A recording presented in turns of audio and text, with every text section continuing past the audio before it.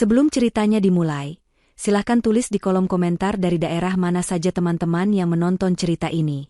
Jangan lupa like dan subscribe agar channel ini bisa semakin berkembang dan bisa mempersembahkan cerita yang lebih menarik lagi. Dunia Dania adalah dunia yang terbuat dari kaca, baja, dan ambisi yang dipoles hingga berkilau. Dari balik meja mahoni raksasanya di lantai 40 gedung pencakar langit, kota Jakarta terhampar di bawahnya seperti permadani lampu yang tak berujung. Ia adalah CEO Dania Adijaya, nama yang disegani di dunia korporat, seorang wanita yang membangun kerajaannya sendiri dari nol. Rapat-rapat penting, keputusan bernilai miliaran rupiah, dan ratusan karyawan yang menggantungkan hidup padanya adalah sarapannya sehari-hari. Jarinya yang lentik dengan kuku terawat sempurna mengetuk pelan permukaan meja, matanya yang tajam menatap deretan angka di layar monitor raksasa di dinding ruangannya. Pikirannya setajam silet, membedah setiap data, menganalisis setiap risiko, dan merumuskan strategi dengan presisi seorang ahli bedah. Di dunia ini, Dania adalah ratu. Ia memegang kendali penuh. Namun, kendali itu seolah menguap begitu ia melangkahkan kakinya melewati pintu utama rumah mewahnya di kawasan elit. Di sana, di dalam istana yang ia bangun dengan keringat dan otaknya sendiri, dunianya menjadi rapuh. Di sana, ia bukanlah seorang CEO, melainkan hanya istri dari Bastian. Suaminya, seorang pria dengan senyum $1 juta dan pesona yang bisa meluluhkan investor paling alot sekalipun, sayangnya tidak pernah menggunakan bakat itu untuk hal yang benar. Bastian menyebut dirinya seorang pebisnis properti, seorang visioner yang melihat peluang di mana orang lain tidak melihatnya. Kenyataannya, proyek-proyeknya lebih sering menjadi fata morgana yang menelan uang dalam jumlah masif. Visi besarnya selalu berakhir dengan kerugian besar, dan modalnya selalu berasal dari satu sumber yang sama, Dania. Malam itu, suasana di ruang makan terasa dingin meskipun pendingin ruangan diatur pada suhu yang nyaman. Denting pelan sendok dan garpu yang beradu dengan piring porselen mahal, menjadi satu-satunya musik yang mengisi keheningan di antara mereka. Bastian, seperti biasa, tampak sempurna dengan kemeja rancangan desainer yang pas di badannya. Ia memulai percakapan dengan nada riang yang dibuat-buat, menceritakan tentang harinya, tentang pertemuan-pertemuan imajiner yang terdengar begitu menjanjikan. Dania hanya mendengarkan dengan setengah hati, pikirannya masih tertinggal di ruang rapat, memikirkan proposal akuisisi yang harus ia putuskan besok. Ia sudah hafal alur ini, pemanasan sebelum permintaan inti. Sayang, Bastian akhirnya memulai, meletakkan sendok dan garpunya. Ia menatap Dania dengan tatapan yang dulu selalu berhasil membuat Dania luluh. Aku menemukan sebuah lahan yang luar biasa strategis di selatan. Potensinya tidak main-main. Kalau kita bisa membangun klaster eksklusif di sana, keuntungannya bisa 10 kali lipat. Dania menghela napas pelan, berusaha menekan rasa lelah yang tiba-tiba menjalari seluruh tubuhnya. Ini dia. Bastian, kita sudah pernah membahas ini. Proyekmu yang terakhir masih menyisakan utang pada kontraktor. Aku belum melihat laporannya lunas. Wajah Bastian langsung berubah muram. Ia memasang ekspresi terluka, seolah Dania baru saja menamparnya. Kenapa kamu selalu begitu? Kenapa kamu tidak pernah bisa mendukungku dengan tulus? Aku ini suamimu. Kesuksesanku adalah kesuksesanmu juga. Apakah kamu lebih suka melihatku gagal? Ini adalah senjata andalannya. Memutarbalikkan fakta, membuat Dania merasa bersalah karena logis dan berhati-hati. Dulu, taktik ini selalu berhasil. Dania akan merasa tidak enak, merasa menjadi istri yang tidak suportif, dan akhirnya luluh. Tapi malam ini, sesuatu terasa berbeda. Kesabarannya sudah menipis setipis kertas. Namun, ia juga terlalu lelah untuk berdebat.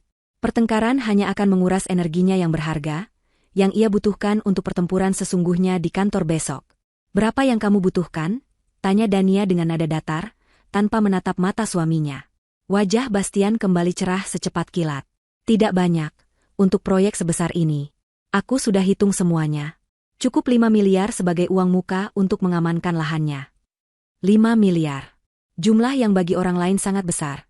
Namun bagi Bastian terdengar seperti meminta uang untuk membeli permen. Dania memejamkan matanya sejenak. Uang itu bisa ia gunakan untuk program bonus akhir tahun bagi manajer terbaiknya. Uang itu bisa menjadi investasi di perusahaan rintisan teknologi yang sedang ia lirik. Tapi uang itu kini akan kembali masuk ke dalam lubang hitam bernama ambisi Bastian. Dengan berat hati, ia mengangguk. Baiklah. Besok aku akan suruh asistenku untuk mentransfernya. Senyum kemenangan terukir di wajah Bastian. Ia bangkit dari kursinya, menghampiri Dania dan mencium puncak kepalanya. Terima kasih. Sayang, aku janji, kali ini akan berbeda. Kamu tidak akan menyesal, bisiknya. Dania tidak merasakan apa-apa. Ciuman itu terasa hampa, janjinya terdengar kosong. Setelah Bastian masuk ke kamar mereka, Dania tetap duduk di meja makan. Ia meraih tabletnya, ingin mengalihkan pikiran dengan memeriksa beberapa email pekerjaan yang belum sempat ia baca. Jarinya menggulir layar, membuka folder-folder laporan keuangan. Iseng, ia membuka laporan gabungan kartu kredit mereka. Biasanya ia tidak pernah memeriksa detailnya, karena asistennya yang selalu mengurus pembayaran. Tapi malam ini, matanya terpaku pada satu baris transaksi. Sebuah transaksi sebesar 300 juta rupiah. Dania mengerutkan keningnya. Ia tidak ingat pernah membelanjakan uang sebanyak itu dalam satu transaksi belakangan ini. Matanya membaca detailnya. Nama merchantnya adalah Elysian Jewels, sebuah butik perhiasan mewah yang hanya menjual berlian langka. Tanggal transaksinya 2 minggu yang lalu, pada hari ulang tahun pernikahan mereka. Dania meraba lehernya. Kosong. Bastian memang mengucapkan selamat ulang tahun pernikahan, tapi tidak ada hadiah apapun. Pria itu beralasan sedang sibuk menyiapkan proyek besarnya, sehingga tidak sempat membeli kado. Dania memakluminya saat itu. Kini, transaksi ini terasa seperti sebuah anomali, sebuah kesalahan sistem. Mungkinkah kartu kreditnya diretas? Tapi jika diretas, kenapa hanya satu transaksi besar di toko perhiasan? Dania mencoba berpikir positif. Mungkin Bastian membelikannya sebagai hadiah kejutan yang belum sempat ia berikan. Tapi itu tidak terasa benar. Bastian bukan tipe orang yang bisa menyimpan rahasia, terutama jika itu adalah sesuatu yang bisa ia pamerkan. Jika ia memang membeli perhiasan semahal itu, ia pasti sudah memberikannya pada Dania pada hari itu juga. Sebuah perasaan dingin mulai merayap di punggungnya. Perasaan yang sama seperti saat ia merasa ada yang tidak beres dengan laporan keuangan anak perusahaannya setahun yang lalu, yang ternyata benar karena ada penggelapan dana oleh manajernya. Ini adalah insting bisnisnya, alarm internalnya yang berbunyi ketika ada sesuatu yang salah. 300 juta rupiah. Sebuah kalung berlian. Hadiah ulang tahun pernikahan yang tidak pernah ia terima. Uang itu telah dibelanjakan, tapi barangnya tidak ada padanya. Lalu, untuk siapa kalung itu? Kemana perginya perhiasan semahal itu? Pertanyaan itu menggantung di udara malam yang sunyi, terasa lebih berat dan lebih mengancam daripada tumpukan proposal bisnis di mejanya. Fajar menyingsing di ufuk timur, namun Dania sama sekali tidak tidur. Pertanyaan tentang transaksi misterius itu terus berputar di kepalanya, mengusir kantuknya. Pagi itu, ia berangkat ke kantor lebih awal dari biasanya. Wajahnya ia poles dengan riasan sempurna untuk menutupi lingkaran hitam di bawah matanya, mengenakan setelan kerja paling tajam untuk memperkuat citranya sebagai wanita yang tak tergoyahkan. Tidak ada seorang pun yang boleh tahu bahwa fondasi dunianya sedang retak. Di dalam mobil dalam perjalanan ke kantor, ia tidak menyentuh tabletnya untuk membaca berita bisnis seperti biasa. Ia hanya menatap kosong ke jalanan Jakarta yang mulai padat, pikirannya menyusun sebuah rencana. Ia tidak akan mengkonfrontasi Bastian. Tidak sekarang. Konfrontasi tanpa bukti kuat hanya akan menjadi pertengkaran tanpa ujung yang akan dimenangkan oleh Bastian dengan sandiwara dan manipulasi. Dania adalah seorang CEO. Ia tidak bertindak berdasarkan emosi, ia bertindak berdasarkan data. Sesampainya di kantor, orang pertama yang ia panggil ke ruangannya bukanlah direktur keuangannya, melainkan Rina, asisten pribadinya yang sudah bekerja dengannya selama hampir 10 tahun. Rina adalah wanita yang cekatan, loyal, dan yang paling penting, bisa menjaga rahasia. Rina, aku butuh bantuanmu untuk sesuatu yang sangat pribadi dan rahasia, ujar Dania dengan nada serius, begitu pintu ruangannya tertutup rapat. Aku ingin kamu melacak sebuah transaksi di laporan kartu kreditku. Cari tahu detail pengiriman untuk pembelian di Elysian Jewels 2 minggu lalu. Rina, yang merasakan kegentingan dalam suara atasannya, hanya mengangguk patuh. Baik, Ibu, saya akan segera mengerjakannya. Sambil menunggu Rina bekerja, Dania mencoba fokus pada pekerjaannya. Namun, itu adalah hal tersulit yang pernah ia lakukan. Pikirannya terus melayang. Setiap senyum Bastian tadi pagi, setiap kata-kata manisnya, kini terasa seperti racun. Ia memimpin rapat dewan direksi dengan autopilot, suaranya terdengar tegas dan percaya diri seperti biasa, namun di dalam hatinya ada badai yang bergejolak. Siang harinya, Rina masuk kembali ke ruangannya dengan wajah tegang. Ia meletakkan sebuah map tipis di atas meja Dania. Saya sudah mendapatkan informasinya, Ibu, kata Rina pelan. Barang tersebut memang dibeli atas nama Bapak Bastian. Menurut catatan dari pihak butik, Barang tersebut dikirimkan pada hari yang sama menggunakan kurir pribadi ke sebuah alamat unit apartemen di Menara Cendana. Jantung Dania berdebar kencang. Menara Cendana. Ia tahu gedung itu. Sebuah apartemen mewah di pusat kota, tapi ia tidak mengenal seorang pun yang tinggal di sana. Tentu saja, itu bukan alamat kantor atau rumah kerabat mereka. Terima kasih, Rina. Tolong rahasiakan ini. Jangan sampai ada orang lain yang tahu, kata Dania. Suaranya nyaris tidak terdengar. Setelah Rina keluar, Dania membuka map itu. Di dalamnya ada selembar kertas berisi alamat lengkap unit apartemen tersebut. Unit 17B, Menara Cendana. Alamat itu terasa asing, namun juga terasa seperti vonis. Kecurigaannya bukan lagi sekadar firasat, kini ia punya titik awal. Sepotong benang merah yang siap ia tarik untuk mengurai kekusutan yang jauh lebih besar. Sore itu juga, ia menghubungi nomor telepon yang ia dapat dari kepala keamanan perusahaannya. Nomor seorang penyelidik swasta terbaik di kota itu. Seseorang yang bekerja dalam diam dan memberikan hasil yang akurat. Pertemuan itu dilakukan di sebuah lounge hotel yang sepi. Pria di hadapannya, bernama Hardy, adalah seorang pria parubaya dengan penampilan biasa yang tidak akan menarik perhatian di tengah keramaian. Tapi matanya tajam dan cara bicaranya lugas. Dania menjelaskan situasinya tanpa basa-basi. Ia memberikan nama suaminya, Bastian, dan alamat apartemen di Menara Cendana. Saya ingin tahu siapa yang tinggal di unit itu, dan apa hubungannya dengan suami saya. Saya ingin bukti, foto, video, catatan aktivitas. Apapun yang bisa Anda temukan. Kerjakan secepat mungkin, dan berapapun biayanya, akan saya bayar, ujar Dania dengan suara dingin dan mantap. Hardy mengangguk. Saya mengerti, Bu Dania. Beri saya waktu 3 hari. 3 hari berikutnya adalah 3 hari terpanjang dalam hidup Dania. Ia menjalani rutinitasnya seperti biasa, menjadi CEO di siang hari dan menjadi istri di malam hari.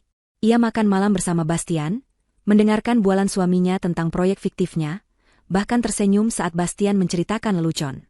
Tapi di balik senyum itu, ada kebencian yang mulai tumbuh. Setiap sentuhan Bastian terasa menjijikan, setiap perhatiannya terasa palsu. Ia merasa seperti sedang memainkan sebuah peran dalam sebuah drama yang menyakitkan, menunggu tirai panggung diturunkan dan kebenaran terungkap. Ia melihat suaminya seolah baru pertama kali. Ia memperhatikan cara Bastian yang selalu gelisah saat memeriksa ponselnya, caranya yang sering pamit keluar untuk menerima telepon dengan alasan, urusan bisnis penting. Semua detail kecil yang dulu ia abaikan, kini terlihat sangat jelas sebagai tanda-tanda kebohongan. Pada hari ketiga, Hardy menghubunginya. Saya sudah punya laporannya, Bu. Kita bisa bertemu di tempat yang sama. Jantung Dania terasa seperti akan melompat dari dadanya. Sore itu, di lounge hotel yang sama, Hardy menyerahkan sebuah amplop coklat tebal. Tangan Dania sedikit gemetar saat menerimanya. Wanita yang tinggal di unit 17B bernama Sinta. Dia tidak bekerja. Suami Anda yang membayar sewa apartemen dan semua kebutuhannya. Jelas Hardy dengan nada datar. Selama 2 hari pengintaian, suami Anda datang setiap sore dan baru pulang larut malam. Semua dokumentasinya ada di dalam amplop. Dania tidak menjawab. Ia hanya menatap amplop di tangannya.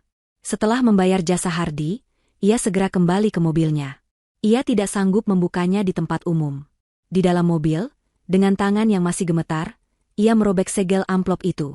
Ia mengeluarkan setumpuk foto berkualitas tinggi. Foto pertama menunjukkan Bastian sedang memeluk seorang wanita di lobi apartemen. Wanita itu cantik, lebih muda dari Dania, dengan tipe penampilan yang mencolok. Foto kedua, mereka sedang bergandengan tangan, tertawa bahagia. Foto ketiga, mereka sedang berciuman di depan pintu unit 17B. Setiap foto terasa seperti tusukan pisau di hatinya. Ia terus menarik foto-foto itu satu persatu. Masing-masing lebih menyakitkan dari yang sebelumnya. Lalu ia sampai pada foto terakhir. Foto yang paling menghancurkan. Itu adalah foto close-up Sinta, yang sedang tersenyum manja ke arah kamera, kemungkinan besar difoto oleh Bastian sendiri. Dan di leher jenjang wanita itu, melingkar dengan angkuh sebuah kalung berlian yang berkilauan. Kalung yang sama, yang dibeli dengan uang Dania, sebagai hadiah ulang tahun pernikahan mereka. Pada saat itu, Dania tidak merasakan amarah yang meledak-ledak. Ia juga tidak menangis. Yang ia rasakan adalah sesuatu yang lebih dalam dan lebih dingin. Rasa sakit pengkhianatan itu begitu hebat hingga melumpuhkan semua emosi lainnya, menyisakan sebuah kekosongan yang membekukan. Cinta yang dulu ia miliki untuk Bastian telah mati, digantikan oleh sesuatu yang baru. Sesuatu yang keras, tajam, dan berbahaya. Ia menatap foto Sinta yang tersenyum mengejek itu, dan dalam hatinya, sang CEO telah mengambil alih. Ini bukan lagi masalah rumah tangga. Ini adalah perang. Dan Dania Adijaya tidak pernah kalah dalam perang. Dania mengemudikan mobilnya pulang dalam keheningan yang pekat. Hujan mulai turun, membasahi kaca depan dan memburamkan lampu-lampu kota menjadi kilatan warna yang abstrak. Suara penyiar radio yang berceloteh riang terasa begitu sumbang dengan suasana hatinya. Ia mematikan radio, membiarkan hanya suara wiper yang bergerak monoton menemaninya. Amplop coklat berisi bukti-bukti pengkhianatan itu tergeletak di kursi penumpang di sebelahnya. Benda itu terasa berat, seolah berisi bongkahan timah, bukan hanya lembaran-lembaran kertas foto. Hatinya tidak lagi terasa sakit seperti saat pertama kali melihat foto-foto itu. Rasa sakit itu telah bermetamorfosis menjadi sesuatu yang lain.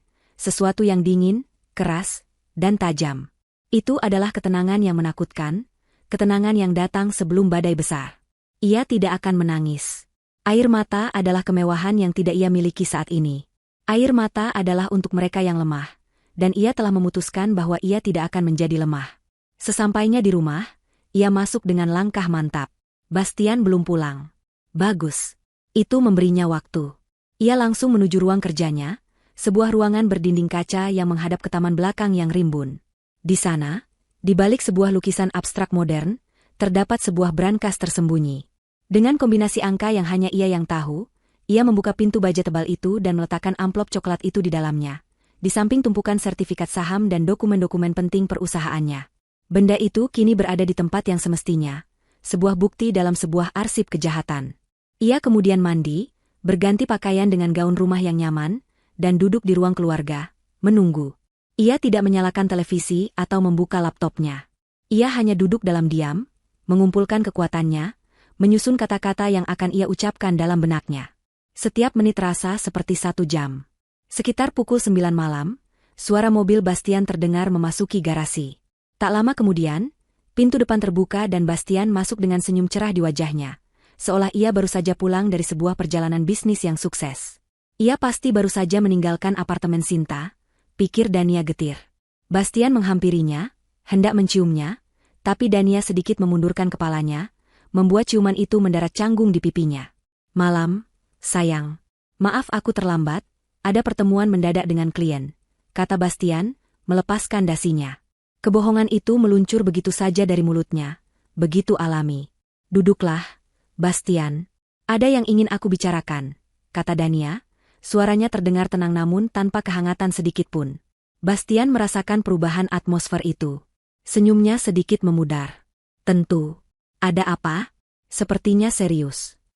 Ia duduk di sofa di seberang Dania, meletakkan tas kerjanya di lantai. Dania menatap lurus ke mata suaminya. Bagaimana proyek lahan di selatan itu? Yang kau bilang butuh modal 5 miliar dariku. Bastian tampak sedikit lega. Mungkin ia mengira Dania hanya akan membahas soal uang lagi. Oh, itu. Semuanya berjalan lancar. Aku sudah bertemu dengan pemilik tanahnya, kami sudah mencapai kesepakatan awal. Senin besok aku akan menandatangani akta jual belinya. Jawabnya dengan penuh percaya diri, merangkai cerita fiktifnya dengan cepat. Ini akan menjadi proyek terbesar kita, sayang. Aku sangat bersemangat. Dania mengangguk pelan, membiarkan suaminya terus berbicara. Ia membiarkan Bastian menggali lubangnya sendiri, semakin dalam dengan setiap kebohongan yang ia ucapkan. Ia bertanya tentang detail lokasi, tentang rencana pembangunannya, tentang target pasarnya. Dan Bastian menjawab semuanya dengan lancar, menciptakan sebuah ilusi kesuksesan yang begitu meyakinkan. Setelah Bastian selesai dengan presentasi imajinernya, keheningan kembali menyelimuti ruangan. Kau terlihat sangat bahagia belakangan ini, Bastian, kata Dania pelan, nadanya berubah. Sepertinya ada sesuatu yang memberimu energi baru. Bastian tersenyum. Tentu saja. Proyek ini memberiku harapan. Dukungan darimu juga sangat berarti. Benarkah? Atau mungkin ada proyek lain yang membuatmu bersemangat? Kecurigaan mulai merayap di wajah Bastian. Ia menatap istrinya dengan waspada. Apa maksudmu?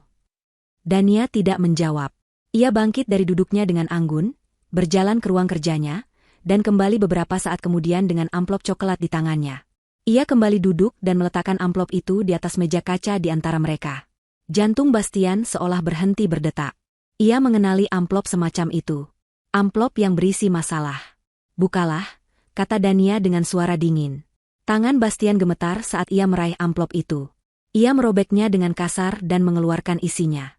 Matanya membelalak saat melihat foto pertama, wajahnya langsung pucat pasi. Ia membolak-balik foto-foto berikutnya dengan panik. Setiap gambar seolah menampar wajahnya. Foto pelukan, foto ciuman, dan yang terakhir, foto Sinta yang mengenakan kalung berlian itu.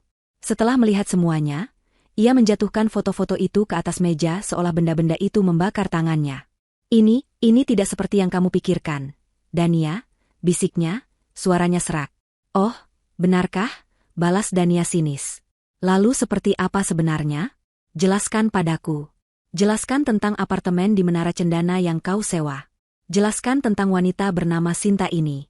Dan yang paling penting, jelaskan tentang kalung berlian seharga 300 juta yang kau beli menggunakan uangku sebagai hadiah untuknya, tepat di hari ulang tahun pernikahan kita. Setiap kata Dania adalah sebuah tuduhan tajam yang tidak bisa dibantah. Bastian terdiam, otaknya bekerja keras mencari jalan keluar. Ketika sadar ia sudah terpojok, strateginya berubah dari penyangkalan menjadi serangan balik. Wajahnya yang pucat kini memerah karena marah. Jadi kau memata-mataiku? Bentaknya, suaranya meninggi. Kau menyewa orang untuk mengikutiku? Sejak kapan kau menjadi serendah ini, Dania? Aku menjadi serendah ini sejak suamiku menggunakan uang hasil kerja kerasku untuk membiayai wanita simpanannya. Balas Dania dengan ketenangan yang mengerikan. Aku terpaksa melakukan ini, teriak Bastian, berdiri dari sofa. Karena kamu tidak pernah ada untukku. Kamu lebih mencintai pekerjaanmu daripada aku. Kantor adalah suamimu yang sebenarnya. Sinta memberiku perhatian yang tidak pernah aku dapatkan darimu. Dia membuatku merasa hidup. Dania hanya tersenyum tipis, senyum yang tidak mencapai matanya. Perhatian? Atau uangku? Jangan samakan pengkhianatanmu dengan kegagalanmu sendiri, Bastian. Kau bersamanya bukan karena aku sibuk bekerja. Kau bersamanya karena kau adalah pria lemah yang tidak tahan melihat istrimu lebih sukses darimu. Kau butuh seseorang yang bisa kau kendalikan, seseorang yang memujamu, dan kau membelinya dengan uangku. Kata-kata Dania menusuk tepat di egonya yang rapuh. Wajah Bastian berubah dari marah menjadi putus asa.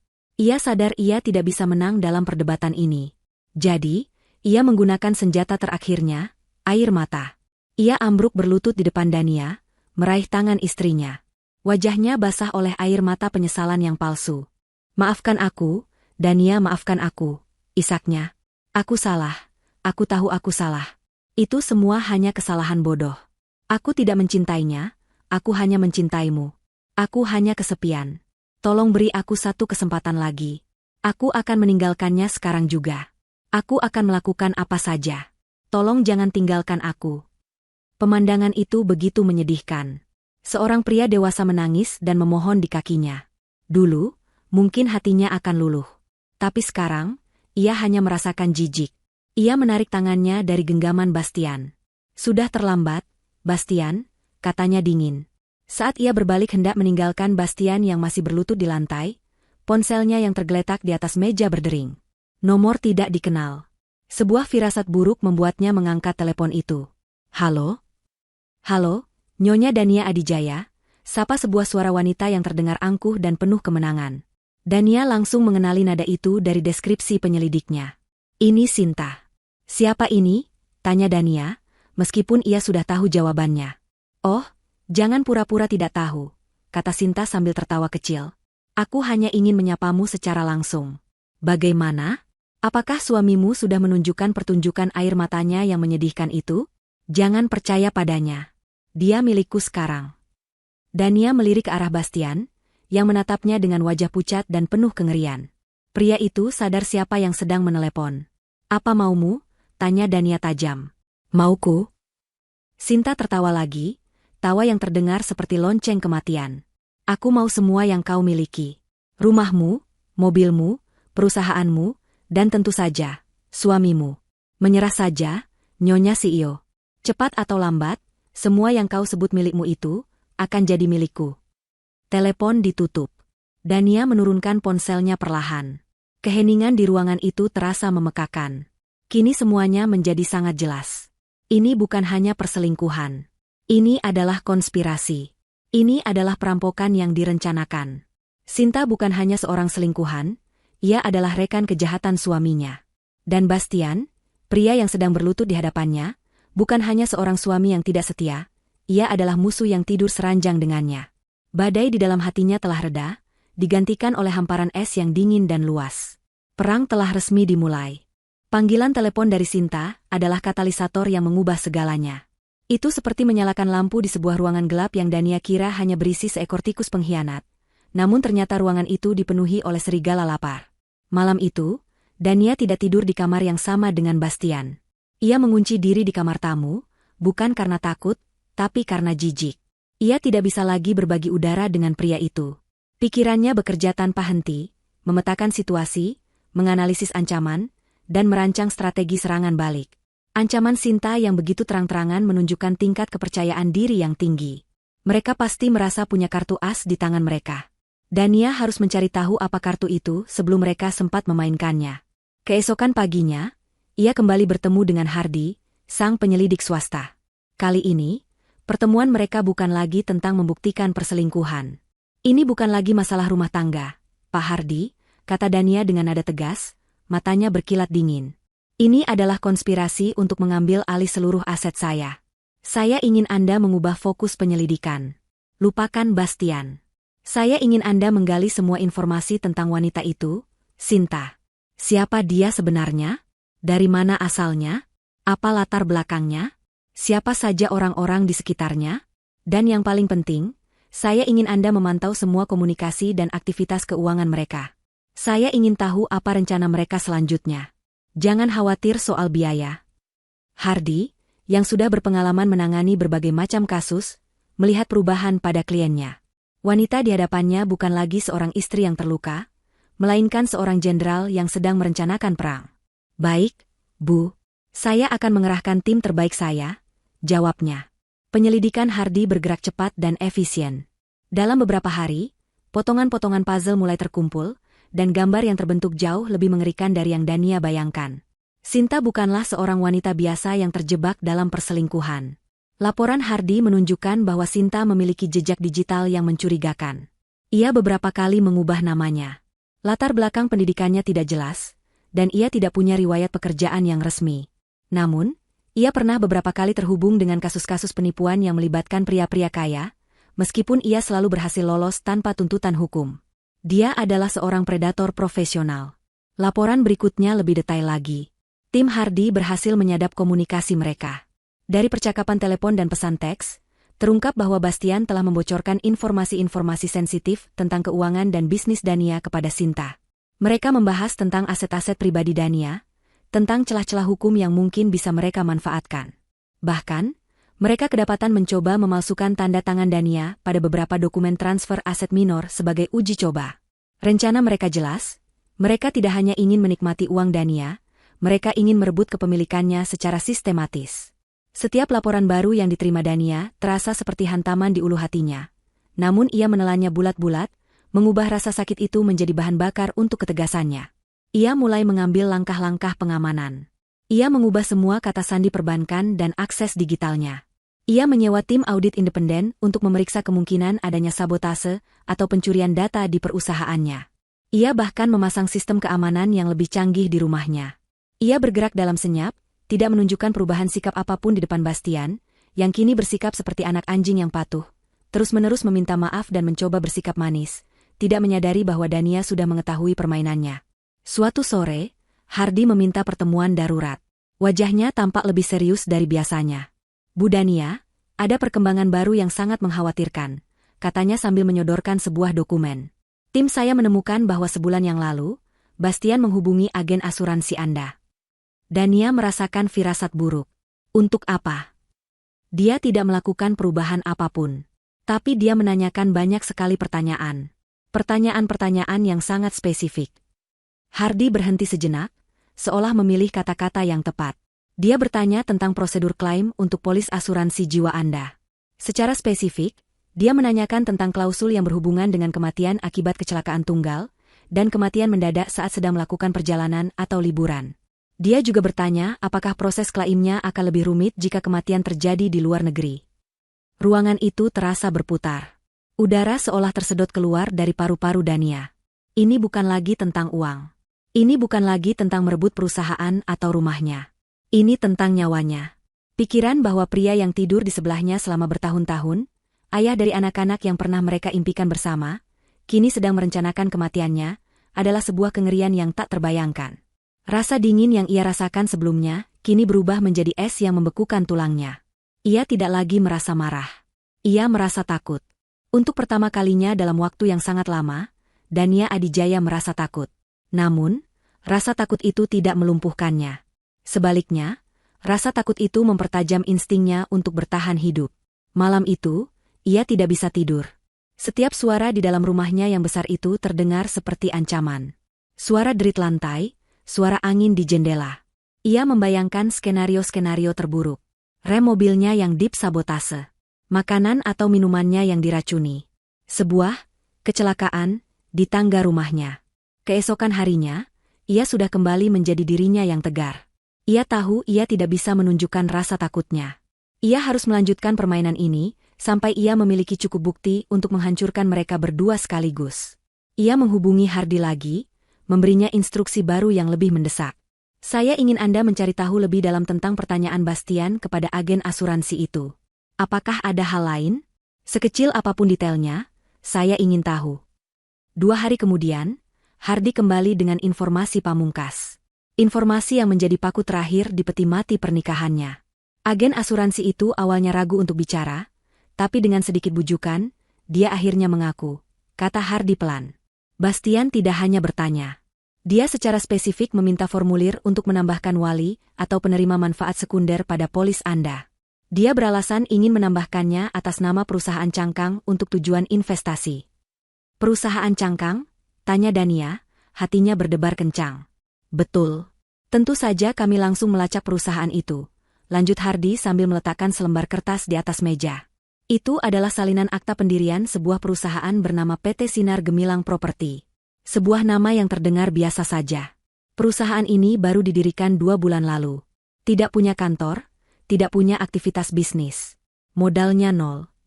Dania menatap dokumen itu, matanya menyusuri setiap baris tulisan, sampai akhirnya ia menemukan apa yang ia cari. Di bagian dewan direksi, hanya ada satu nama yang tercantum. Satu nama yang mengakhiri semua keraguan dan spekulasi. Satu nama yang mengkonfirmasi bahwa suaminya menginginkannya mati agar wanita itu bisa mengambil semuanya. Direktur Utama, Sinta Amelia. Penemuan nama Sinta sebagai direktur utama perusahaan cangkang yang akan menjadi penerima manfaat asuransi jiwanya adalah titik balik bagi Dania. Ketakutan yang sempat membekukan tulangnya kini mulai mencair, tergantikan oleh amarah dingin yang membara. Ia sadar, menunggu dan bertahan saja tidak cukup. Jika ia ingin selamat, ia harus selangkah lebih maju dari musuhnya. Ia harus memahami permainan mereka, memprediksi gerakan mereka, dan menyiapkan jebakan balasan.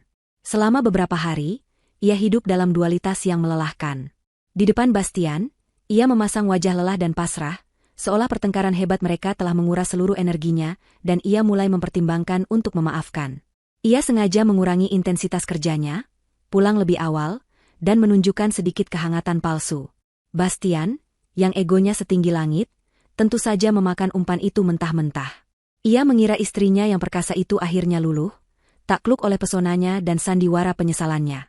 Di saat yang sama, di belakang layar, Dania bergerak seperti seorang ahli strategi perang. Ia menghabiskan malam-malamnya tidak untuk tidur, melainkan untuk belajar. Ia membaca tentang semua asetnya, mempelajari setiap detail hukum kepemilikan, dan berkonsultasi secara rahasia dengan pengacara terbaiknya dengan dalih perencanaan aset masa depan. Ia ingin memastikan benteng pertahanannya tidak memiliki celah sedikit pun. Ia juga meminta Hardy untuk terus melaporkan setiap detail kecil dari aktivitas Bastian dan Sinta. Suatu malam, Bastian pulang dengan sebuket besar bunga lili putih, bunga favorit Dania. Pria itu memasang senyumnya yang paling menawan. Aku tahu beberapa minggu ini berat untuk kita, katanya dengan nada lembut. Aku sudah banyak berpikir. Aku ingin kita memperbaiki semuanya, memulai dari awal. Dania hanya menatap bunga itu, mencium aroma manisnya yang kini terasa memuakan. Memulai dari awal tidak semudah itu, Bastian. Aku tahu, sahut Bastian cepat. Karena itu aku punya ide. Bagaimana kalau kita pergi berlibur? Hanya kita, dan mungkin ibu, supaya suasananya lebih hangat. Kita ke Bali. Aku sudah melihat sebuah villa pribadi yang sangat indah. Jauh dari keramaian. Kita bisa benar-benar bicara dari hati ke hati, memperbaiki semua yang sudah rusak. Jantung Dania berdetak lebih kencang. Ini dia. Undangan ke rumah Jagal. Pertanyaan tentang klaim asuransi jika kematian terjadi saat berlibur tiba-tiba berdengung di telinganya. Aku tidak tahu, Bastian. Aku sedang banyak pekerjaan. Ayolah, Dania. Pekerjaanmu tidak akan ada habisnya, bujuk Bastian. Anggap saja ini sebagai terapi untuk pernikahan kita. Aku mohon, beri aku kesempatan ini untuk membuktikan bahwa aku serius ingin berubah. Dania sengaja tidak langsung memberikan jawaban, membiarkan Bastian terus memohon. Ia tahu ia harus ikut dalam perjalanan ini. Di sanalah, di tempat yang Bastian pikir akan menjadi akhir baginya, Dania justru akan mencari awal dari akhir bagi mereka. Namun, ia tidak boleh terlihat terlalu mudah setuju. Benar saja, keesokan harinya, teleponnya berdering. Nama, Ibu Nikmah, tertera di layar. Dania menarik napas dalam-dalam sebelum menjawab. Halo, Ibu. Dania, sayang. Apa kabar? Sapa Ibu Nikmah dengan suaranya yang selalu terdengar ceria. Ibu baru saja ditelepon Bastian. Dia cerita tentang rencananya mengajak kalian ke Bali. Aduh, Ibu senang sekali mendengarnya. Akhirnya anak itu sadar juga. Kamu ikutkan. Nak, Ibu mohon ya, terima ajakannya. Ibu yakin, kalau kalian sudah berdua di tempat yang indah, semua masalah pasti selesai. Ibu juga akan ikut, biar bisa menengahi kalau ada apa-apa. Dania memejamkan matanya. Mendengar suara tulus mertuanya yang tidak tahu apa-apa itu terasa begitu menyakitkan. Bastian dengan liciknya telah menggunakan ibunya sendiri sebagai pion, sebagai senjata emosional untuk memaksanya setuju. Menolak sekarang berarti ia akan menghancurkan harapan wanita tua yang baik hati itu, dan membuatnya terlihat sebagai pihak yang keras kepala. Baik, Ibu. Jika Ibu juga ikut, Dania akan ikut, jawab Dania akhirnya, suaranya ia buat terdengar sedikit ragu namun pasrah. Dari seberang telepon, terdengar pekikan bahagia Ibu Nikmah. Setelah menutup telepon, wajah Dania kembali mengeras. Permainan telah diatur. Sekarang gilirannya mempersiapkan amunisi. Ia segera menghubungi Hardi. Saya akan pergi ke Bali bersama mereka, kata Dania tanpa basa-basi. Saya butuh peralatan. Sesuatu yang kecil, tidak terdeteksi, dan bisa merekam dengan jelas. Suara dan gambar. Berikan saya yang terbaik. Sore harinya, seorang kurir mengantarkan sebuah kotak kecil ke kantor Dania. Di dalamnya terdapat sebuah pena hitam elegan yang ternyata adalah perekam suara dengan daya tahan baterai 48 jam, sebuah bros berbentuk daun kecil yang merupakan kamera tersembunyi, dan sebuah pelacak GPS seukuran koin. Dania mempelajari cara kerja setiap alat itu dengan cepat. Ia adalah seorang pebisnis ulung yang terbiasa mempelajari teknologi baru. Kini, keahlian itu ia gunakan untuk menyelamatkan nyawanya sendiri. Malam sebelum hari keberangkatan, saat ia sedang memasukkan bros kamera itu ke dalam tas perlengkapan riasnya, sebuah notifikasi email masuk ke ponselnya dari Hardi. Subjeknya hanya satu kata, penting. Dania membukanya dengan perasaan tegang. Isinya adalah laporan singkat yang membuat darahnya terasa dingin. Ibu Dania, sekadar informasi tambahan untuk kewaspadaan Anda. Tim kami menemukan riwayat pencarian internet dari laptop yang sering digunakan Bastian di sebuah kafe internet dekat apartemen Sinta. 2 hari yang lalu, ada pencarian untuk kata kunci, dosis mematikan obat tidur yang dijual bebas, dan cara sewa perahu pribadi di lepas pantai Bali tanpa meninggalkan jejak. Laporan lengkap akan menyusul. Mohon berhati-hati. Dania menatap layar ponselnya lama, jari-jarinya terasa kaku. Jadi begitu rencana mereka. Sebuah kecelakaan di laut lepas setelah membuatnya tak sadarkan diri. Semuanya begitu jelas, begitu mengerikan. Ia tidak lagi hanya berjalan masuk ke sarang singa, ia sedang diterbangkan langsung ke tengah arena gladiator, di mana hanya ada satu pemenang yang akan keluar hidup-hidup. Ia menarik napas panjang, menenangkan jantungnya yang berdebar kencang. Ia menatap pantulan dirinya di cermin. Wajah wanita yang ketakutan itu perlahan sirna, digantikan oleh sorot mata yang tajam dan penuh perhitungan. Baiklah, Bastian, batinnya. Kau ingin bermain di laut? Akan kupastikan kau yang akan tenggelam. Pesawat pribadi milik perusahaan Dania mendarat mulus di Bandara Ngurah Rai. Udara hangat dan lembab khas Bali langsung menyambut mereka begitu pintu terbuka. Ibu Nikmah tampak begitu bersemangat. Wajahnya berseri-seri saat melihat hamparan langit biru. Bastian, di sisinya, memainkan perannya dengan sempurna. Ia merangkul bahu Dania, tersenyum pada ibunya, dan berbicara dengan para staf bandara dengan ramah. Ia tampak seperti seorang suami dan anak yang berbakti, membawa keluarganya berlibur. Hanya Dania yang bisa melihat kilatan aneh di matanya, sebuah antisipasi mengerikan di balik senyumnya yang dipoles. Villa yang mereka tuju terletak di daerah Uluwatu, bertengger di atas tebing dengan pemandangan langsung ke Samudra Hindia yang tak terbatas. Tempat itu luar biasa indah, dengan arsitektur modern yang menyatu dengan alam, kolam renang pribadi yang seolah menyambung dengan lautan, dan taman-taman tropis yang terawat sempurna. Siapapun akan menyebut tempat ini surga. Bagi Dania, tempat ini adalah neraka yang indah, sebuah panggung megah yang telah disiapkan untuk adegan terakhir dalam hidupnya. Luar biasa, Bastian. Kamu pintar sekali memilih tempat ini, puji Ibu Nikmah, matanya berbinar-binar mengagumi pemandangan. Benar kan, Dania? Tempat ini sangat romantis. Sempurna untuk kalian berdua. Sangat indah, Ibu, jawab Dania sambil tersenyum tipis. Ia merasakan lengan Bastian mengencang di pinggangnya. Sebuah gestur posesif yang terasa seperti belenggu. Selama sisa hari itu, Dania harus menahan siksaan sandiwara keluarga bahagia. Ibu Nikmah, dengan niatnya yang paling tulus, terus-menerus menciptakan momen-momen canggung. Ia menyuruh Dania dan Bastian untuk berfoto dengan latar belakang matahari terbenam, meminta mereka untuk saling menyuapi buah di tepi kolam renang, dan terus bercerita tentang masa-masa awal pernikahan mereka yang penuh cinta. Setiap kata pujian dari Ibu Nikmah untuk putranya terasa seperti sayatan di hati Dania. Wanita tua yang baik hati ini memuji calon pembunuh menantunya sendiri tanpa tahu apa-apa. Rasa kesepian Dania semakin menjadi-jadi. Ia dikelilingi oleh orang-orang yang ia kenal, namun ia merasa benar-benar sendirian. Sementara itu, ia terus mengamati. Matanya bekerja seperti pemindai, merekam setiap detail. Ia memperhatikan bagaimana Bastian selalu meletakkan ponselnya dengan layar menghadap ke bawah. Ia melihat bagaimana Bastian beberapa kali pamit ke toilet, namun kembali dengan waktu yang lebih lama dari biasanya. Ia juga sadar bahwa suaminya itu sangat berhati-hati dengan minuman yang ia minum, hanya meminum dari botol air mineral yang ia buka sendiri.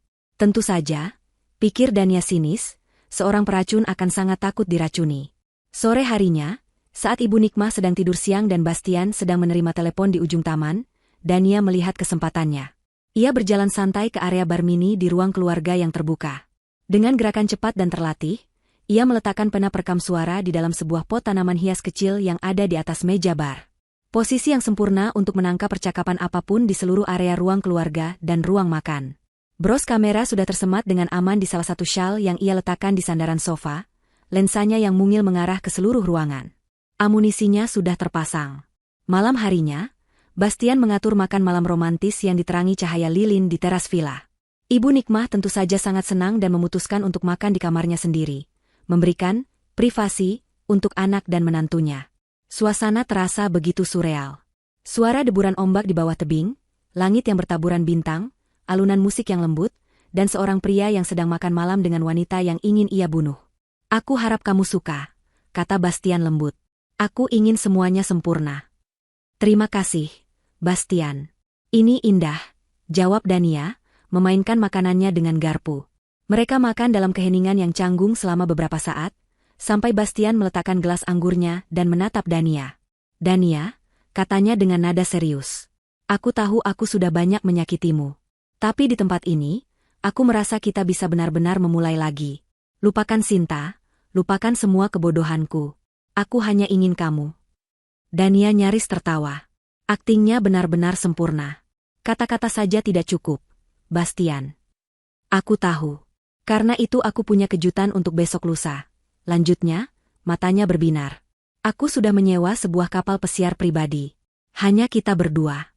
Kita akan berlayar ke sebuah pulau kecil yang indah, snorkeling, makan siang di atas kapal. Seharian penuh, hanya kita berdua di tengah lautan biru. Jauh dari segalanya. Bagaimana? Jantung Dania berdebar kencang. Perahu pribadi.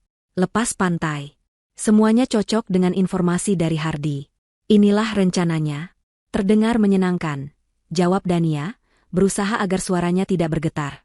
Setelah makan malam yang terasa seperti berlangsung selamanya itu, Dania pamit ke kamar lebih dulu dengan alasan sakit kepala. Ia butuh waktu sendirian, butuh ruang untuk bernapas. Ia berdiri di balkon kamarnya yang luas, menatap lautan gelap di bawahnya. Angin malam terasa dingin di kulitnya. Ia merasa begitu kecil dan sendirian di hadapan alam semesta, dan di hadapan kejahatan yang begitu terencana. Ia hampir saja menyerah pada keputusasaan, saat matanya menangkap sebuah gerakan di area taman villa sebelah yang remang-remang. Awalnya ia tidak terlalu memperhatikan, mengira itu adalah tamu atau staf hotel.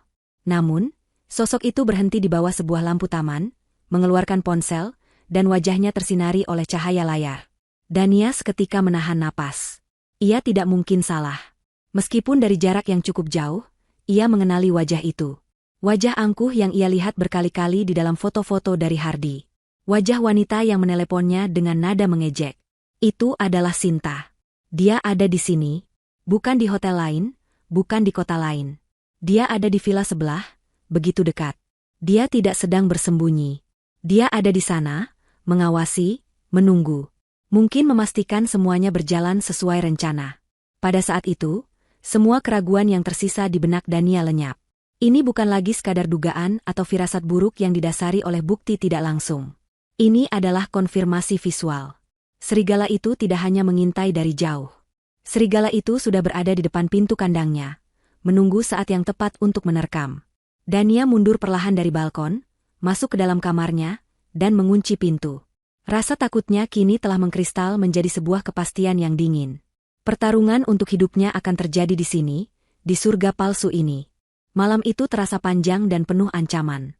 Kesadaran bahwa Sinta, sang arsitek kehancurannya, berada begitu dekat membuat Dania tidak bisa memejamkan mata. Ia berbaring di tempat tidur, punggungnya menghadap Bastian, setiap otot di tubuhnya menegang. Ia bisa mendengar napas suaminya yang teratur, sebuah kepura-puraan tidur yang begitu sempurna. Dania bertanya-tanya apa yang ada di dalam kepala pria itu. Apakah ia sedang memimpikan kekayaan yang akan ia rebut?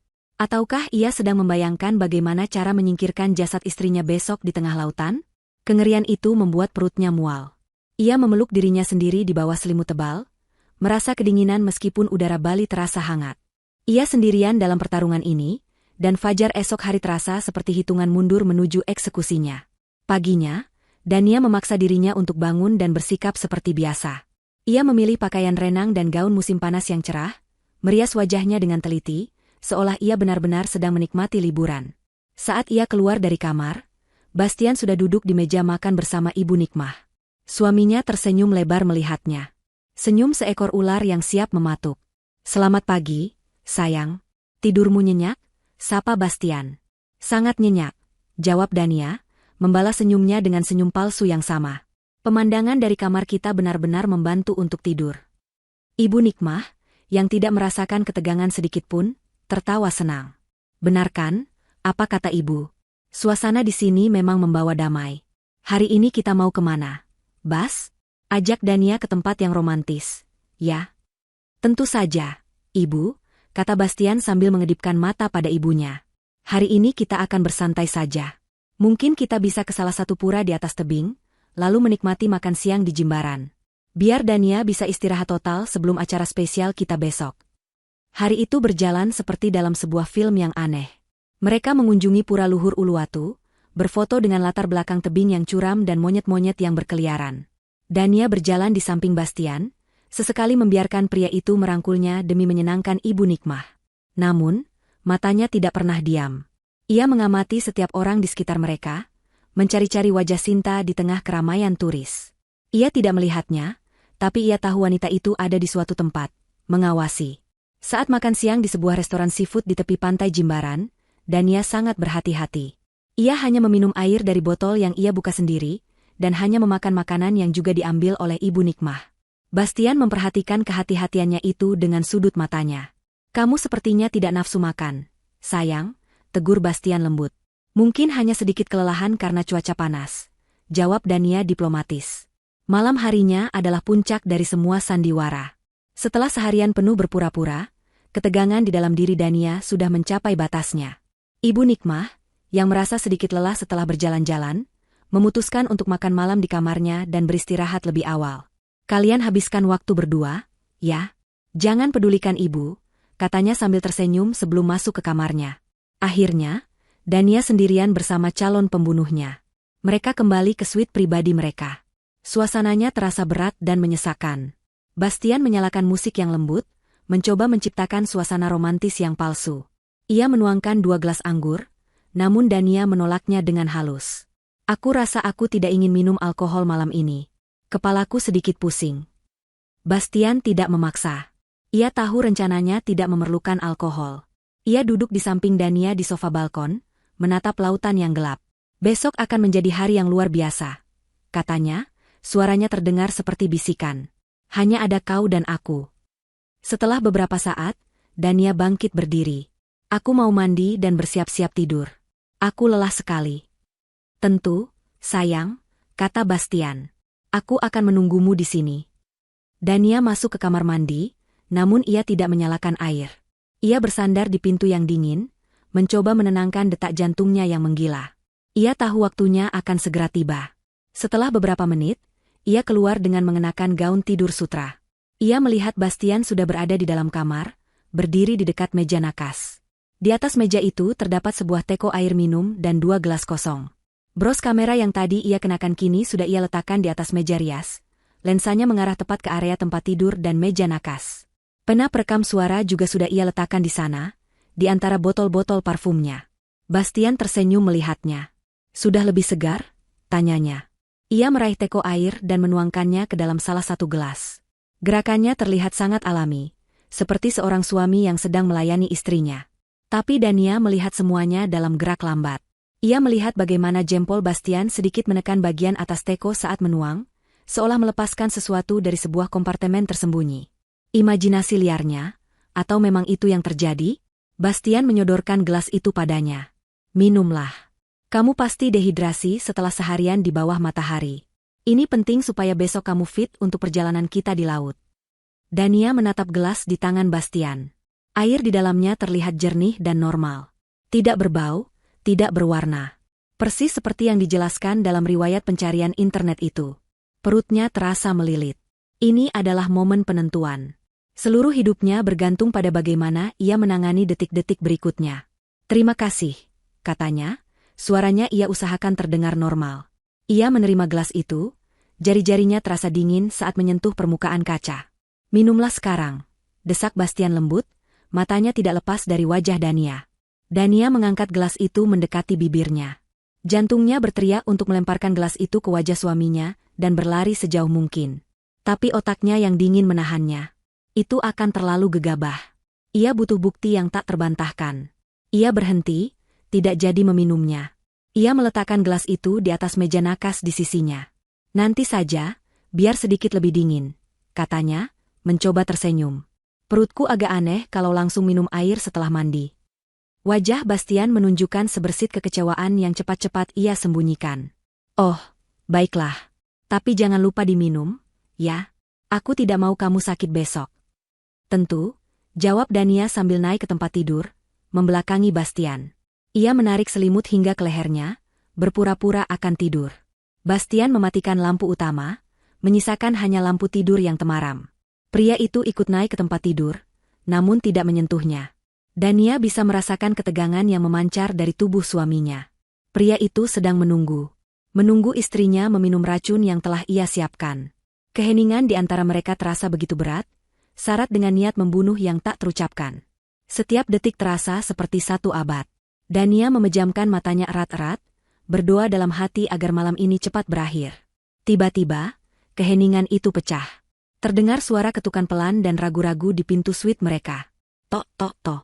Suara itu begitu pelan. Namun di dalam ruangan yang sunyi itu, bunyinya terdengar seperti ledakan. Dania dan Bastian sama-sama terkejut. Siapa yang datang malam-malam begini? Keduanya saling berpandangan dalam cahaya temaram, pikiran mereka sama-sama bertanya-tanya. Ketukan itu terdengar lagi, kali ini sedikit lebih keras. Ketukan di pintu itu membuat Bastian mengumpat pelan di bawah napasnya. Siapa yang berani mengganggu rencananya yang sudah tersusun rapi? Dengan kesal, ia bangkit dari tempat tidur dan berjalan ke pintu. Dania ikut duduk, jantungnya berdebar tidak karuan. Apakah ini bagian dari rencana Bastian yang tidak ia ketahui? Atau sesuatu yang lain? Saat pintu terbuka, sosok Ibu Nikmah berdiri di sana dengan mengenakan piyama dan jubah tidurnya. Wajahnya tampak sedikit cemas. Maaf mengganggu kalian malam-malam begini, kata Ibu Nikmah pelan. Ibu tidak bisa tidur. Entah kenapa perasaan ibu tidak enak. Bastian berusaha keras menyembunyikan kekesalannya di balik senyum palsu. Ada apa, Bu? Apa Ibu butuh sesuatu? Mau Bastian buatkan teh hangat? Bukan itu, Ibu Nikmah menggeleng. Ia melangkah masuk ke dalam suite, matanya mencari Dania. Ibu hanya ingin bicara sebentar dengan Dania. Boleh, kan? Melihat ibunya, Bastian tidak bisa berbuat apa-apa selain mengizinkannya. Tentu saja, Bu. Masuklah. Ia menutup pintu sementara Ibu Nikmah berjalan dan duduk di tepi tempat tidur, di samping Dania. Ada apa, Ibu? Tanya Dania lembut, mencoba menenangkan kegelisahan wanita tua itu, sekaligus kegelisahannya sendiri. Ibu Nikmah meraih tangan Dania, menggenggamnya erat. Tangannya terasa dingin. Ibu hanya tiba-tiba kepikiran kalian berdua. Ibu sangat bahagia melihat kalian mau mencoba memperbaiki semuanya. Dania, kamu itu sudah seperti anak perempuan ibu sendiri. Kamu istri yang baik, wanita yang hebat. Ibu tahu, anak ibu, Bastian, kadang-kadang bisa sangat bodoh dan tidak peka. Katanya sambil melirik tajam ke arah Bastian yang berdiri canggung di dekat pintu. Tapi hatinya baik. Ibu mohon, maafkanlah kesalahannya. Ibu hanya ingin melihat kalian bahagia sampai tua nanti. Setiap kata dari Ibu Nikmah terasa seperti belati bagi Dania. Wanita ini begitu tulus, begitu penuh harapan. Sama sekali tidak menyadari bahwa putranya yang berhati baik, itu baru saja mencoba meracuni menantu kesayangannya. Dania hanya bisa mengangguk. Tenggorokannya tercekat, tidak sanggup mengeluarkan sepatah kata pun. Air mata mulai menggenang di pelupuk matanya. Bastian, yang merasa pembicaraan ini semakin tidak menguntungkan baginya, mencoba menyela. Sudahlah, Bu, ini sudah malam. Sebaiknya Ibu kembali ke kamar dan istirahat. Besok kita masih punya banyak kegiatan. Sebentar lagi, sahut Ibu Nikmah. Ia kembali menatap Dania. Maafkan Ibu ya, Nak, kalau selama ini Ibu ada salah. Doa Ibu selalu menyertai kalian. Di tengah curahan hatinya yang emosional itu, ia terbatuk kecil. Tenggorokannya terasa kering. Aduh, Ibu jadi haus sekali setelah bicara panjang lebar. Matanya secara alami mencari-cari air minum. Dan pandangannya jatuh pada gelas berisi air putih yang masih berdiri manis di atas meja nakas di samping Dania. Gelas yang sama yang telah disiapkan oleh Bastian. Gelas yang berisi dosis mematikan obat tidur. Sebelum Dania sempat berpikir, sebelum ia sempat mencegah, sebelum Bastian menyadari apa yang akan terjadi, semuanya berlangsung begitu cepat. Dengan gerakan yang wajar dan tanpa kecurigaan sedikitpun, Ibu Nikmah meraih gelas itu. Ah, ada air. Ibu minum ini saja, ya, katanya dengan santai. Pikiran Dania menjerit. Jangan. Tapi suaranya tidak keluar. Sebagian dari dirinya membeku karena syok, sebagian lagi ragu. Jika ia berteriak melarang, bagaimana ia akan menjelaskan alasannya? Itu akan membongkar semuanya sebelum ia punya bukti yang cukup. Bastian juga tampak membeku. Matanya membelalak ngeri, tidak menyangka ibunya sendiri akan melakukan hal itu. Dalam 2 atau 3 tegukan cepat, Ibu Nikmah menghabiskan seluruh isi gelas itu. Ah segarnya, katanya sambil meletakkan gelas kosong itu kembali ke meja. Ia tersenyum pada Dania, senyum terakhirnya. Keheningan menyelimuti ruangan selama beberapa detik. Ibu Nikmah masih tersenyum, hendak melanjutkan perkataannya, namun tiba-tiba senyumnya memudar. Matanya yang tadinya berbinar kini tampak bingung. Ia mengerjap beberapa kali. Kepala ibu, kenapa tiba-tiba pusing sekali? Gumamnya, suaranya mulai tidak jelas. Ia memegang kepalanya. Ibu, panggil Dania panik, menggeser tubuhnya mendekat. Ibu Nikmah mencoba untuk berdiri, tapi kakinya lemas. Ia terhuyung. Matanya terbelalak, napasnya menjadi cepat dan pendek. Ia mencengkeram dadanya, tatapannya penuh ketakutan dan kebingungan. Lalu, tanpa suara sedikitpun, tubuhnya lemas dan ambruk dari tepi tempat tidur ke lantai dengan suara gedebuk yang pelan. Ibu, jerit Dania, melompat dari tempat tidur dan menghampiri tubuh mertuanya yang tergeletak tak bergerak. Ia mengguncang-guncang bahunya. Ibu, bangun, Bu. Tapi tidak ada jawaban. Bastian berdiri terpaku di tempatnya selama beberapa detik. Wajahnya pucat pasi seperti mayat. Kengerian dan ketidakpercayaan terpancar dari matanya. Rencananya telah hancur berkeping-keping dengan cara yang paling mengerikan. Ibunya sendiri yang telah meminum racun yang ia siapkan untuk istrinya. Namun, di tengah kepanikannya, otaknya yang licik bekerja dengan cepat. Di tengah tragedi yang ia ciptakan sendiri, ia melihat sebuah kesempatan. Sebuah jalan keluar. Seorang kambing hitam. Saat Dania sedang panik, Menangis sambil mencoba memeriksa denyut nadi di leher Ibu Nikmah, Bastian tiba-tiba bergerak. Wajahnya yang tadinya pucat karena syok kini berubah menjadi topeng kemarahan dan duka yang dibuat-buat. Matanya menatap Dania dengan kebencian yang menyala-nyala. Ia berlari keluar dari suite mereka, membuka pintu dengan kasar, dan berteriak ke lorong villa yang sunyi. Suaranya bergema, penuh dengan kepalsuan yang meyakinkan. Tolong. Siapapun tolong. Estreku. Dania meracuni ibuku. Teriakan Bastian yang membelah keheningan malam villa mewah itu adalah sebuah mahakarya kebohongan. Itu adalah teriakan seorang putra yang patah hati, penuh dengan kesedihan dan amarah yang begitu meyakinkan hingga mampu menipu siapa saja yang mendengarnya. Staf villa yang sedang bertugas adalah yang pertama kali datang, wajah mereka panik. Mereka menemukan pemandangan yang mengerikan. Seorang wanita tua terbaring tak sadarkan diri di lantai, seorang pria menangis histeris sambil menunjuk-nunjuk istrinya, dan seorang wanita yang berlutut di samping tubuh itu dengan wajah basah oleh air mata dan syok. Dia meracuninya. Istriku meracuni ibuku. Raung Bastian, menunjuk gelas kosong di meja nakas. Dia menaruh sesuatu di air minum itu. Air itu seharusnya untukku.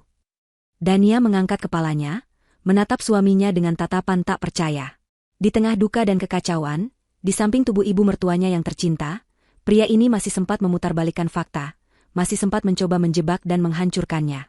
Pada saat itu, sisa-sisa perasaan apapun yang mungkin masih tersisa untuk Bastian. Kasihan, kenangan masa lalu, lenyap selamanya, terbakar habis oleh kebencian yang murni. Pria di hadapannya bukan lagi manusia, ia adalah monster. Situasi berkembang dengan cepat. Manajer villa menelepon ambulans dan polisi.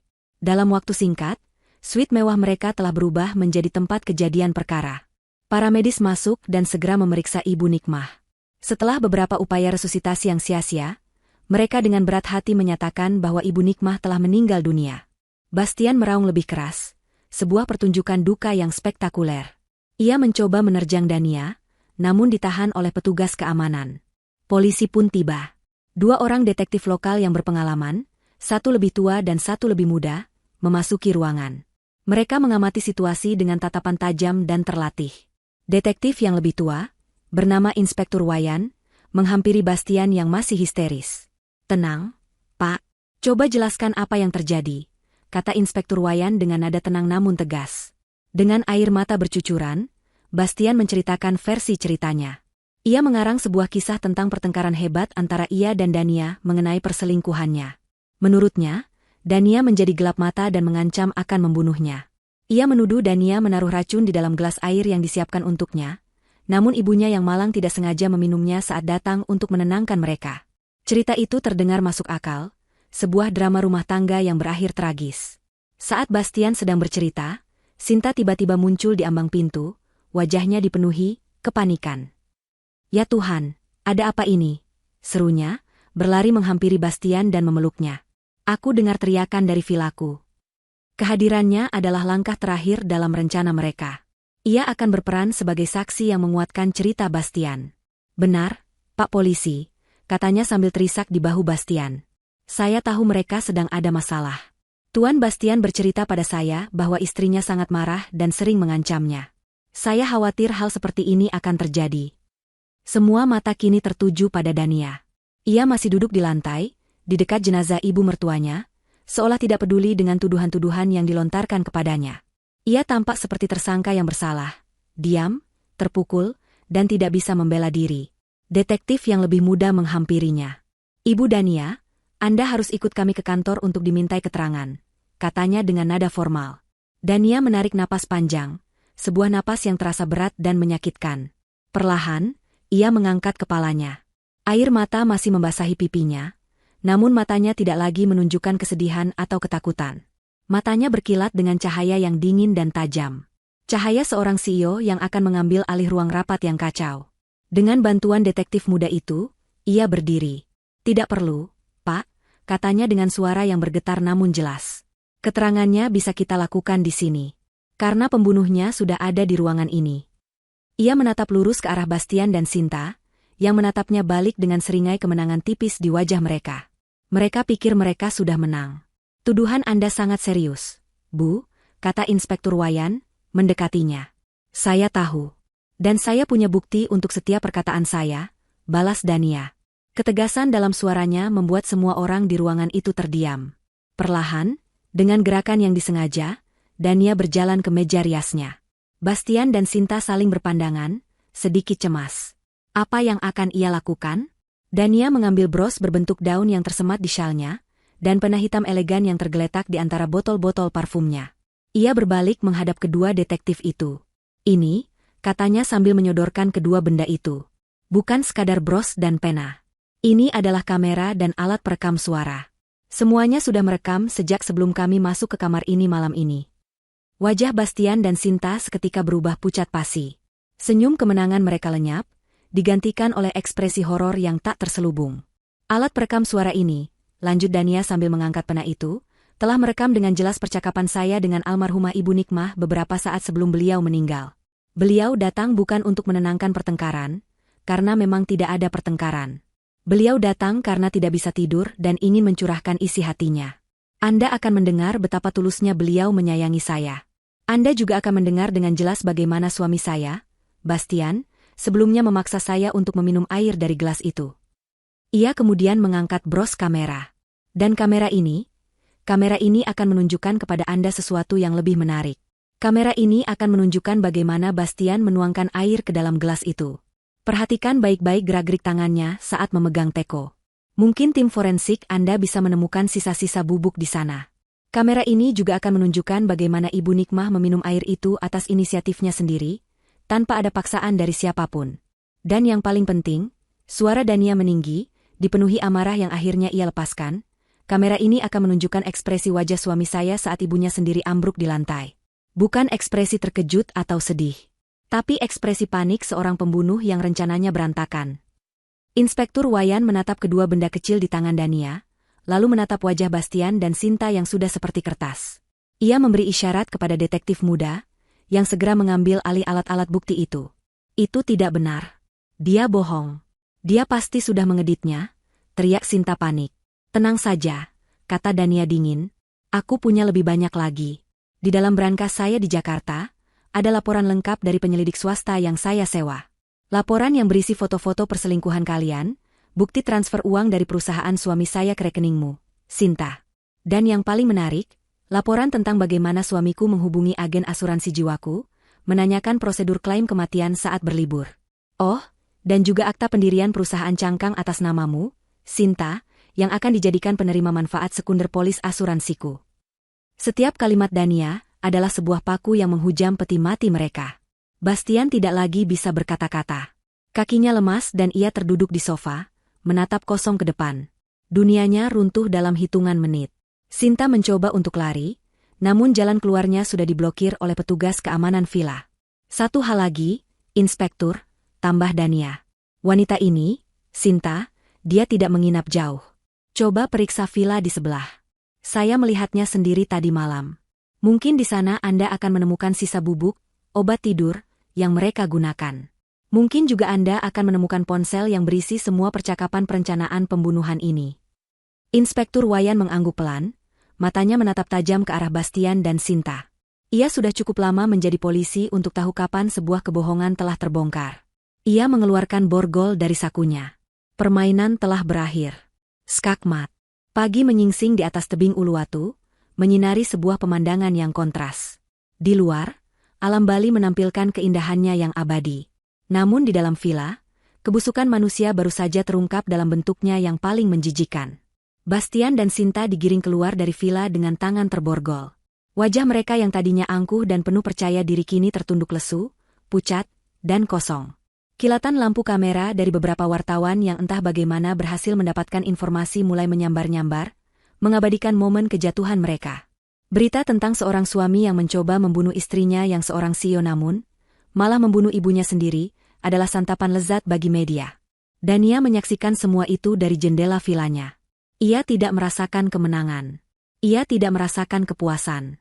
Yang ia rasakan hanyalah kehampaan yang luar biasa dan duka yang mendalam untuk Ibu Nikmah. Wanita baik hati yang menjadi korban tak berdosa dari keserakahan manusia. Ia telah memenangkan perang, tapi medan perangnya adalah hatinya sendiri, dan kini yang tersisa hanyalah puing-puing. Proses hukum berjalan dengan cepat. Bukti yang dimiliki Dania terlalu kuat untuk dibantah. Rekaman video dan audio dari kamar villa menjadi barang bukti utama. Tim forensik menemukan sisa-sisa obat tidur berdosis tinggi di dalam teko air dan di gelas yang diminum Ibu Nikmah. Penggeledahan di Villa Sinta menemukan sisa bubuk yang identik, serta laptop dan ponsel yang berisi riwayat pencarian internet yang memberatkan dan percakapan detail antara ia dan Bastian mengenai seluruh rencana pembunuhan, mulai dari riset racun hingga rencana membuang jasad Dania di laut. Di ruang pengadilan, Bastian dan Sinta mencoba saling menyalahkan. Pengacara Bastian berargumen bahwa kliennya berada di bawah pengaruh Sinta, sementara pengacara Sinta mengklaim bahwa kliennya hanya pion yang dimanfaatkan oleh Bastian. Namun, semua pembelaan itu runtuh di hadapan bukti-bukti yang tak terbantahkan. Dania memberikan kesaksiannya dengan ketenangan yang mengagumkan. Ia menceritakan semuanya dari awal, tanpa emosi yang berlebihan, seolah sedang mempresentasikan laporan bisnis. Namun, saat ia menceritakan tentang detik-detik terakhir kehidupan Ibu Nikmah, suaranya bergetar. Ia memutar rekaman suara dari pena hitam itu di depan seluruh ruang sidang. Suara tulus Ibu Nikmah yang mencurahkan isi hatinya, disusul oleh suara tegukan air dan akhirnya suara tubuhnya yang ambruk, menggema di ruangan yang sunyi itu. Tidak ada satu orang pun di ruang sidang yang tidak tersentuh. Bastian, yang duduk di kursi terdakwa, akhirnya hancur. Ia menundukkan kepalanya dalam-dalam dan menangis sesenggukan, bukan karena penyesalan, melainkan karena kekalahan total. Ia tidak hanya kehilangan kebebasannya dan seluruh hartanya, ia harus hidup selamanya dengan pengetahuan bahwa ia telah membunuh ibunya sendiri. Vonis hakim dibacakan dengan tegas, hukuman penjara seumur hidup untuk Bastian dan Sinta atas tuduhan pembunuhan berencana dan konspirasi. Palu diketuk, mengakhiri babak tergelap dalam hidup Dania. Beberapa bulan kemudian, kehidupan Dania mulai menemukan ritmenya kembali, namun dengan melodi yang berbeda. Ia menjual rumah mewah yang pernah ia tinggali bersama Bastian, menghapus semua jejak pria itu dari hidupnya. Ia pindah ke sebuah apartemen penthouse yang lebih modern dan praktis di pusat kota, lebih dekat dengan kantornya. Ia membenamkan dirinya dalam pekerjaan, bukan lagi sebagai pelarian, tetapi sebagai bentuk penyembuhan. Perusahaannya justru semakin maju di bawah kepemimpinannya yang menjadi lebih tajam dan lebih berani. Suatu sore, ia berdiri di depan jendela kantornya, menatap matahari yang terbenam di antara gedung-gedung pencakar langit. Pemandangan yang sama seperti dulu, namun ia melihatnya dengan mata yang berbeda. Ia bukan lagi wanita yang sama. Pengkhianatan telah merenggut kenaifannya, namun memberinya kekuatan yang tak ia duga ia miliki. Ia selamat, ia menang, dan ia telah memastikan keadilan ditegakkan. Dengan sebagian besar aset gabungan mereka yang kini sepenuhnya menjadi miliknya, ia melakukan satu hal terakhir. Ia mendirikan sebuah yayasan atas nama Yayasan Nikmah Adijaya. Sebuah organisasi nirlaba yang didedikasikan untuk memberikan bantuan hukum dan perlindungan bagi perempuan korban kekerasan dalam rumah tangga dan penipuan. Itu adalah caranya untuk menghormati Ibu Nikmah, mengubah tragedi menjadi sebuah warisan kebaikan. Fajar baru telah menyingsing dalam hidupnya. Ia telah berjalan melewati lembah tergelap dan keluar di sisi lain, bukan tanpa luka, tetapi utuh dan jauh lebih kuat. Ia menatap Cakrawala, siap untuk memulai babak baru, bukan sebagai korban, tetapi sebagai seorang penyintas yang akan mendedikasikan sisa hidupnya untuk memastikan tidak ada wanita lain yang harus mengalami neraka yang pernah ia lalui. Keadilan telah ditegakkan, karma telah terbayar lunas, dan Dania Adijaya akhirnya menemukan kedamaiannya kembali. 5 tahun adalah waktu yang panjang sekaligus singkat. Cukup panjang untuk menyembuhkan luka yang paling dalam, namun cukup singkat untuk membuat kenangan pahit masih terasa nyata jika disentuh. Bagi Dania Adijaya, 5 tahun adalah sebuah era transformasi. Sebuah proses menempa ulang jiwa yang telah hancur menjadi sesuatu yang lebih kuat dan lebih berharga dari sebelumnya. Pagi itu, di kantornya yang kini menempati 3 lantai teratas sebuah gedung pencakar langit yang lebih baru dan lebih megah, Dania sedang memimpin rapat dewan direksi. Penampilannya masih sama tajamnya. Setelan kerja yang dirancang khusus, rambut yang ditata sempurna, dan sorot mata yang mampu menganalisis neraca keuangan paling rumit dalam hitungan detik. Namun, ada sesuatu yang berbeda dalam auranya. Dulu, auranya adalah aura ambisi yang dingin dan tak tersentuh. Kini, auranya adalah aura kekuatan yang tenang dan penuh empati. Ia tidak lagi hanya memimpin dengan otaknya, ia memimpin dengan hati yang telah melalui api. Proposal dari Divisi Riset dan Pengembangan untuk program inkubasi startup teknologi yang dipimpin oleh perempuan saya setujui, katanya dengan suara tegas yang menggema di seluruh ruangan. Alokasikan dana 2 kali lipat dari yang mereka ajukan. Saya tidak mau program ini hanya sekadar formalitas. Saya mau program ini melahirkan Dania-Dania baru di masa depan. Keputusannya disambut dengan anggukan hormat dari para direktur. Tidak ada yang berani membantah. Mereka tahu, Visi Dania tidak pernah salah. Sejak insiden tragis di Bali, perusahaannya tidak goyah. Sebaliknya, di bawah kepemimpinan Dania yang menjadi lebih fokus dan lebih berani, perusahaan itu melesat seperti anak panah. Ia melakukan ekspansi ke pasar internasional, mengakuisisi beberapa kompetitor, dan menjadikan perusahaannya sebagai salah satu pemain utama di tingkat Asia Tenggara. Ia menjadi legenda di dunia bisnis, seorang wanita yang selamat dari neraka dan kembali untuk membangun surga versinya sendiri. Setelah rapat selesai, ia kembali ke ruangannya. Ruangan itu tidak lagi didominasi oleh warna-warna monokrom yang dingin. Ada sentuhan warna-warna hangat, sebuah lukisan impresionis yang cerah di dinding, dan beberapa pot anggrek bulan yang sedang mekar dengan indahnya. Ia tidak lagi tinggal di rumah mewah yang penuh kenangan buruk itu. Rumah itu telah ia jual beserta seluruh isinya, seolah menghapus sebuah bab yang salah dari buku hidupnya. Kini ia tinggal di sebuah penthouse di puncak gedung apartemen yang sama dengan kantornya, sebuah tempat yang ia rancang sendiri, sebuah sangkar emas yang nyaman, tempatnya memulihkan diri dan menemukan kembali dirinya. Di sela-sela kesibukannya, ia belajar untuk menikmati hidup. Ia mulai melukis lagi, hobi masa kecilnya yang lama terkubur.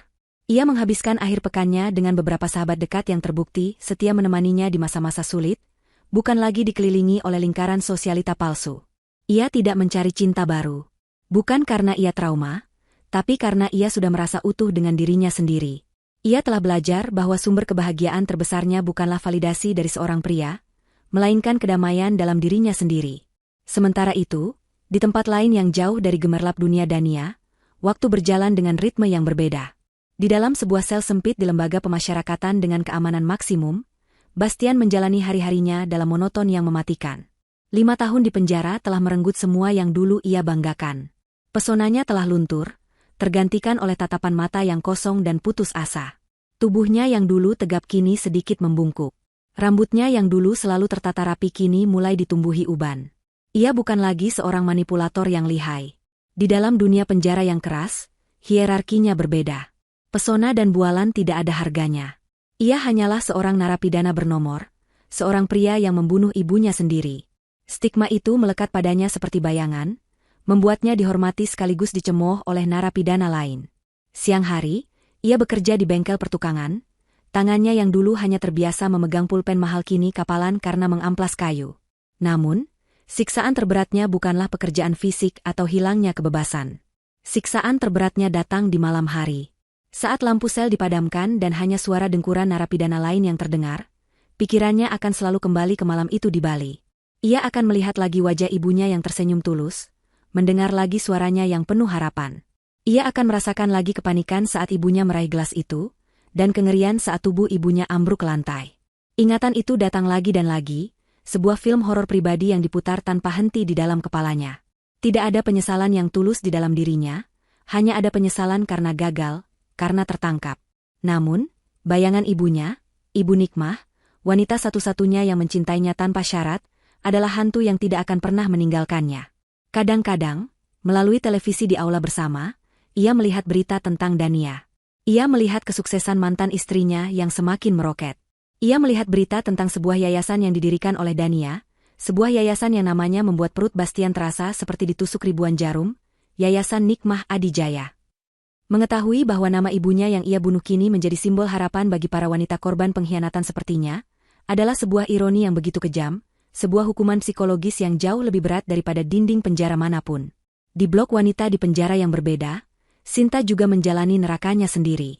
Dunianya yang dulu penuh dengan kemewahan, pujian, dan kekuasaan atas pria-pria kaya, kini telah menyusut menjadi sebuah sel berukuran 2x3 meter yang berbau lembab.